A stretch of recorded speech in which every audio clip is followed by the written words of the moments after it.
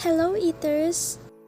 Welcome back to my YouTube channel. Welcome to Princess Kitchen PH. Please like and subscribe to my YouTube channel and don't forget to follow my page at Princess Kitchen PH.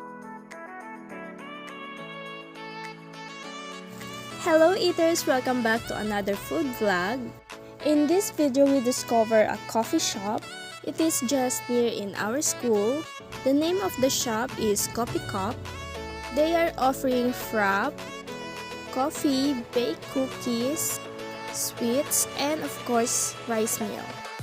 Anyway, this is the only branch that they have.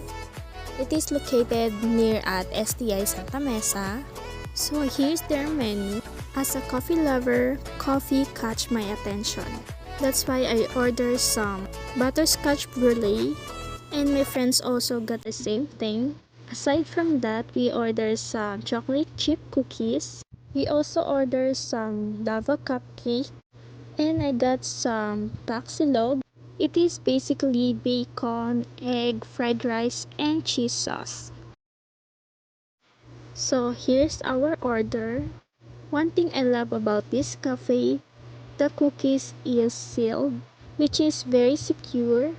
Overall, the pastry is so good. The one that is stand out among all that we order is the cupcake lava.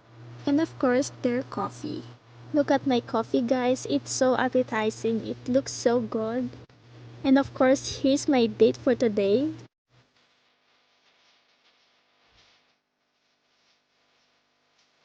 I really like the coffee. It is strong but yet it's so creamy.